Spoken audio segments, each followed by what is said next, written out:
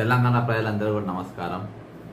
ఈరోజు ముఖ్యంగా హైడ్రా బాధితులు నిరుద్యోగులు ఎదుర్కొంటున్న సమస్యలపైన ప్రతిపక్ష పార్టీలు చర్చించాలని చెప్పి నేను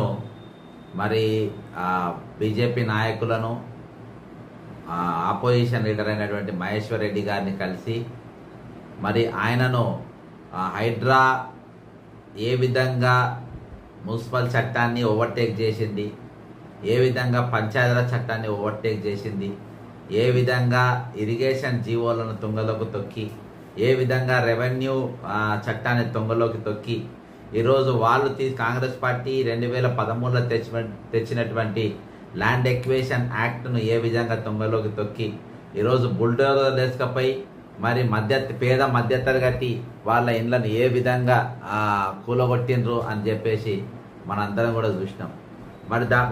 వాటికి జీవోలతో సహా ఈ రోజుకెళ్ళి అసెంబ్లీ ఉన్నది, అసెంబ్లీలో చర్చించండి అని చెప్పి నేను ఇవ్వడం జరిగింది.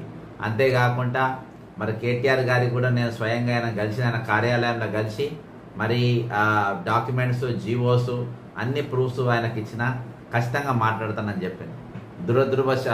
దురదృష్టవశాత్తు ఈ రోజు బీఆర్ఎస్ నాయకులు టీ-షర్ట్లు వేసుకొని వెళ్ళి వాళ్ళు అందరూ అసెంబ్లీ పోయే ప్రయత్నం చేసిండ్రు కాబట్టి వాళ్ళందరినీ అరెస్ట్ చేసిండ్రు, వాళ్ళని లోపల రానియలేదు.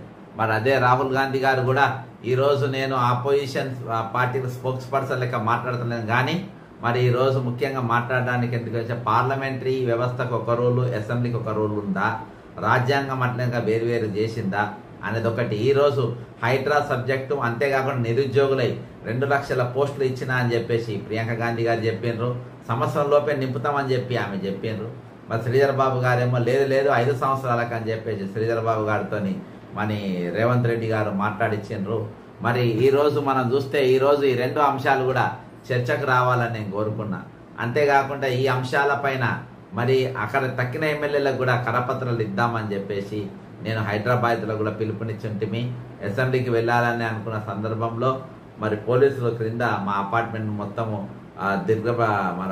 వాళ్ళ ముట్టడి వేసి వాళ్ళు కూర్చున్నారు, బయటికి ఎవరు వెళ్ళకుండా చుట్టుముట్టున్నారు.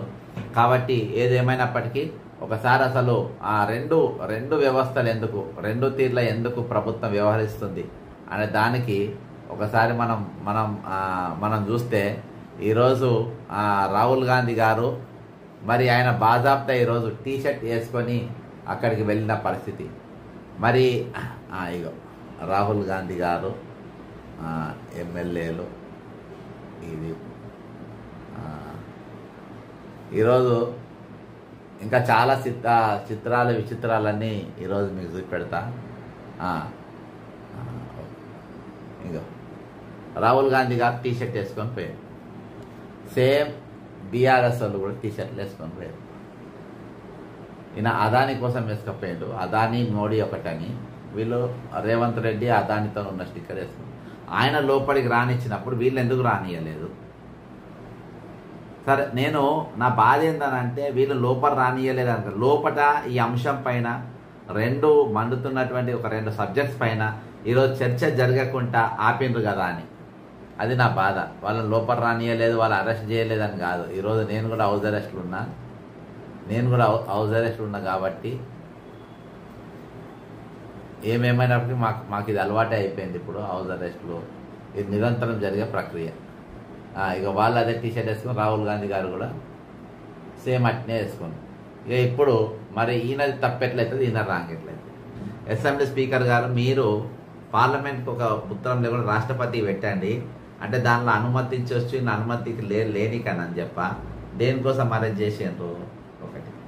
సెకండ్, నేను టైటిల్లో పెట్టిన తీరుగా నా యొక్క ప్రధానమైన లక్ష్యం ఏంటంటే రేపు కనీసం బీజేపీ బీఆర్ఎస్ నాయకులు హైడ్రా నిరుద్యోగుల గురించి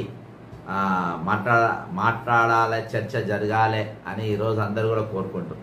ఎందుకంటే హైడ్రా ఆర్డినెన్స్ ఏదైతే గవర్నర్ గారు ఇచ్చిండ్రో అది అసెంబ్లీలో చర్చ జరగలేదు, ఒక ఫ్రూట్ఫుల్ చర్చ జరగలేదు. ఒక గట్టి చర్చ జరిగి దాని మీద ఏదైనా ఒక అవుట్పుట్ వస్తే బాగుండేది. ఇయ్యకుండా ఈరోజు ఆర్డినెన్స్ పైన వీళ్ళు ఒక రెండు ఏదో రూల్స్ పెట్టుకొని కూలగొడుతున్నారు కానీ అని అందులో ఉన్నది. అందులో ప్రొవైడెడ్ అని ఒక పదము, ఎక్సెప్షన్ అని ఒక పదం, ఈ రెండు పదాలు చదివితే ఈరోజు ఇన్ని కూలేటి కాదు. ఈరోజు కూలిపోయిన ఇండ్లకు వీళ్ళు కడుతున్నారు. అంతేకాకుండా రేవంత్ రెడ్డి గారు ముఖ్యమంత్రి అయినప్పుడు మరి ఆయన నీట్గా ఒక ప్రెజెంటేషన్ ఇచ్చారు, చాలా బాగా ఇచ్చారు. తెలంగాణ అప్పుల మీద ఇచ్చారు. నేను అదే డిమాండ్ చేస్తాను, తెలంగాణ అప్పుల మీద మీరు ఏ విధంగా ఇచ్చిండ్రో ప్రియాంక గాంధీ గారు చెప్పినటువంటి 7 లక్షల పోస్టుల పైన 2 లక్షల పోస్టులు సంవత్సరం లోపు నేను శ్రీధర్ బాబు గారు లేదు మేము అట్లానే 5 ఏళ్ల కోసం అన్నామని చెప్పి ఆయన అంటారు. కాబట్టి సరే ఒకసారి మరి ప్రియాంక గాంధీ గారు ఏమన్నారు అనేది మనం ఒకసారి విందాము.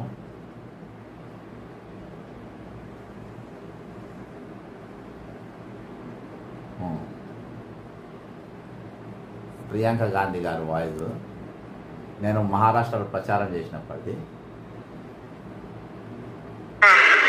2 लाख खाली सरकारी पद है, उनको हम 1 साल के अंदर अंदर भरेंगे। और శ్రీధర్ బాబు గారు విన్నారు కదా మీరు, ప్రియాంక గాంధీ గారు స్పష్టంగా చెప్పినారు, ఒక్క సంవత్సరం లోపు 2 లక్షల ఖాళీలు మొత్తం నింపుతామని చెప్పారు. 2 లక్షల ఖాళీలు ఎక్కడున్నాయి ఏంటి అని నేను ముఖ్యమంత్రి గారికి ఇవ్వడం జరిగింది, చీఫ్ సెక్రటరీ గారికి ఇవ్వడం జరిగింది. అంతేకాకుండా ఒకవేళ 2 లక్షల లోపు మన సంవత్సరం లోపు మేము ఆ ఉద్యోగాలు నింపకుంటే మేము ఈ లోపు ఏం చేస్తామో కూడా చెప్పింది. అది కూడా చెప్పింది. నిరుద్యోగులు అందరూ కూడా 40 లక్షల మంది నిరుద్యోగులు తెలంగాణ వాళ్ళందరూ కూడా ఏమి ఇస్తామంటారు అది కూడా విన్నాం.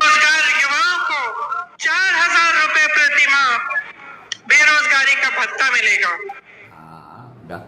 బేరోజ్గారీ భత్తా అంటే నిరుద్యోగ పెన్షన్ 40 లక్షల మందికి ప్రియాంక గాంధీ గారు ఇస్తామన్నారు. ఇప్పుడు శ్రీధర్ బాబు గారు ఇప్పుడు వచ్చి మీరు మాట్లాడాలి. ప్రియాంక గాంధీ గారు ఏం చెప్పిండ్రు, రాహుల్ గాంధీ గారు ఏం చెప్పిండ్రు అది కూడా ఇందాం. రిజర్వేషన్ 29 జీవో ये बात प्रियंका जी कही और आप ये भी सुन सकते हैं राहुल जी क्या कहे, वो भी आप सुनिए आरक्षण के बारे में। उनके अलग अलग नेता कहते हैं कि हम रिजर्वेशन छीन लेंगे, और मैं आपको स्टेज से कहना चाहता हूं, रिजर्वेशन को छीनने की बात छोड़िए, हम रिजर्वेशन को 50% से आगे बढ़ाने वाले हैं। ये जो 50% का लिमिट लगा रखा है, ఇంకా రిజర్వేషన్ ముందానికంటే ఎక్కువ ఇస్తామని చెప్పేసి రాహుల్ గాంధీ గారు రాజ్యాంగాన్ని పట్టుకొని మరీ అన్నారు ఈ మాటలు. ఇవన్నీ వాళ్ళ వాయిదలే. ఈరోజు మాట తప్పిపోయినారు శ్రీధర్ బాబు గారు, రేవంత్ రెడ్డి గారు, మీరు మాట తప్పినారు. ఎండ్ల తప్పినారు, సంవత్సరం పచ్చి అబద్ధం. మేము సంవత్సరం లోపు అనలేదు, మేము నెల రోజుల సంవత్సరం అని అనలేదు, 5 ఏళ్ల లోపు అన్నారు. అబద్ధం దొరికిపోయారు ప్రియాంక గాంధీ గారు చెప్పింది. లేకుంటే ప్రియాంక గారు అబద్ధం చెప్పింది, ఆమె అవగాహన లేకుండా చెప్పింది అని చెప్పండి. ఇయాటికి వాళ్ళిద్దరు ఇక్కడ ముఖాలు చూపెడతారు. కాబట్టి ఈరోజు అన్ని అస్త్రాలు ఆపోజిషన్కి ఉన్నాయి. ఈరోజు ఆపోజిషన్ పార్టీలు రూలింగ్ పార్టీ 2 కలిసి ఉన్నాయి అనే భావన పోవాలంటే ఈరోజు ఆ భావన ఉన్నది. ఈరోజు మీ దగ్గర సబ్జెక్టు పెట్టుకున్న తర్వాత అసెంబ్లీలో ఖచ్చితంగా పోవాలి. మీరు అవసరమైతే స్పీకర్ని అడగండి, కేంద్ర రాష్ట్రపతికి ఉత్తరం రాయండి, ఇవాళ ఇమీడియట్గా రాసి అవసరం ట్విట్టర్ ద్వారా సోషల్ మీడియా మాధ్యమం ద్వారా మీరు తెలపండి మేము టీషర్ట్ వేసుకోకపోవడం వల్ల వచ్చిన ఇబ్బంది ఏందని. రేపైనా వాళ్ళు రూల్ ఆఫ్ కండక్ట్ ప్రకారం మీరు రేపు ఒక మెట్టు దిగి మామూలు షర్ట్లు వేసుకొని పోయి లోపలికి పోయి ఈ 2 అంశాలపైన మీరు చర్చ జరపాలని, ఇంకా అనేకమైన అంశాలు ఉన్నాయి, వాటి అన్నిటిపైన కూడా జరపండి. కానీ ఈరోజు ప్రతి నెల సగానికి ఎక్కువ జీతం ఈఎంఐలకి కూలిపోయిన ఇంటికి కడుతుండ్రు. ఆ జాగా మీది కాదంటుంది ఇప్పుడు కూలిపోయిన ఇంటి జాగా కూడా. మరి దానికి మధ్యతరగతి వాళ్ళు కట్టే పరిస్థితి ఉన్నది. కాబట్టి ఈరోజు ఎస్ఓటీ ఆఫీసర్ను హైడ్రాలో పెట్టిందంటే ఈరోజు తెలంగాణ 2 చట్టాలు పెట్టాలని కోరుకుంటున్నా. 2 చట్టాలను తెలంగాణ